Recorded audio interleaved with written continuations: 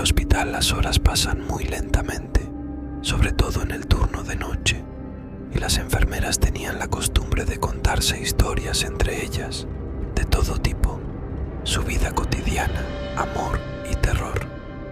Pero eran las historias de terror las que preferían las nuevas enfermeras.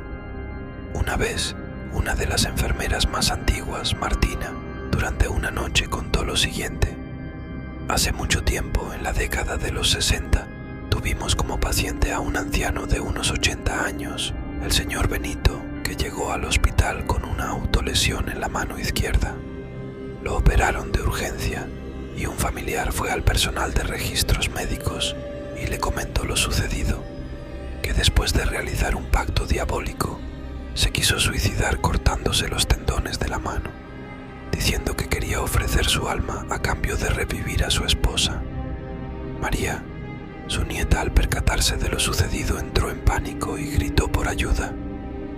Los doctores cerraron la herida y luego lo pusieron en la sala del pabellón 3, donde generalmente van a parar los pacientes que ya no tienen más esperanza de vivir. Nadie quería atender al señor Benito. Las drogas y el dolor lo habían vuelto loco. Era muy agresivo y mordió en varias ocasiones a las enfermeras más distraídas. Lo ataron a la cama, pero aún así trataba de mordernos si nos acercábamos demasiado. Sus dientes castañeaban en el aire y aún recuerdo ese ruido escalofriante que hacían al chocar entre sí. Una noche escuché el timbre de uno de los pacientes y al ver el tablero me di cuenta que se trataba de la habitación de Benito. Como yo era la más nueva, generalmente me mandaban a mí, por lo que no tuve más remedio que ir a ver qué pasaba. Pero cuando llegué a la habitación me encontré con una sorpresa. La cama de Benito estaba vacía y había sangre en el centro de las sábanas. ¡Mucha sangre! El paciente que compartía la habitación con él era quien había apretado el timbre para alertarnos. Salí de la habitación para buscarlo y de repente me sentí embargada por un terror inexplicable que me sacudió de pies a cabeza. Ustedes saben que el pabellón 3 es un lugar de por sí tétrico. La gente muere ahí todos los días.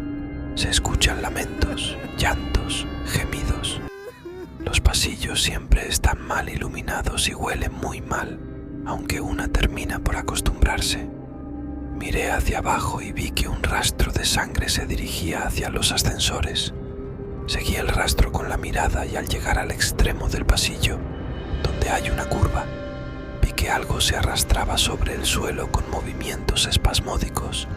Comenzó a arrastrarse por los pasillos del hospital. Su rostro, ahora contorsionado por una presencia desconocida, era una máscara de angustia y desesperación. Se le había abierto la herida y murmullos siniestros llenaban el aire, como si fuerzas oscuras le susurraran al oído. Se tambaleaba en dirección a la puerta abierta del ascensor, con las luces parpadeantes siguiéndolo. Corrí hacia él y resbalé en la sangre del piso. Y creo que fue una suerte, porque cuando el señor Benito se metió al ascensor, se dio vuelta y me sonrió. Fue la sonrisa más maligna y demencial que vi en mi vida. Sus ojos estaban rojos por el dolor o la locura. Apretó el botón de la planta baja y las puertas del ascensor se cerraron. Lentamente. No necesito decirles lo que ocurrió cuando el ascensor bajó. Tampoco quiero hacerlo, porque fue horroroso y estremecedor. Incluso los médicos más experimentados sentían náuseas al ver el interior del ascensor. Pero el horror no terminó allí. Al cabo de una semana de haber muerto el señor Benito, una enfermera dijo haber visto a un anciano caminando por el pasillo del pabellón 3, con los ojos rojos y dientes afilados. La enfermera renunció algunos días después, y el mito del fantasma del señor Benito quedó, aunque nadie volvió a verlo. Apenas la enfermera Martina terminó de contar esto, una de las novatas señaló con cara de espanto hacia el pasillo. Allí, a través de la puerta entreabierta, podía verse un anciano con ojos rojos y una sonrisa diabólica que se arrastraba sobre el suelo en dirección a los ascensores. Los relatos de esta aparición han creado un aura de temor entre el personal, y algunos evitan ciertos pasillos durante la noche, temerosos de encontrarse con la figura del anciano con sus ojos rojos y dientes puntiagudos. La leyenda del anciano poseído ha trascendido el tiempo, convirtiéndose en una historia que circula entre susurros nerviosos en el oscuro corazón del hospital.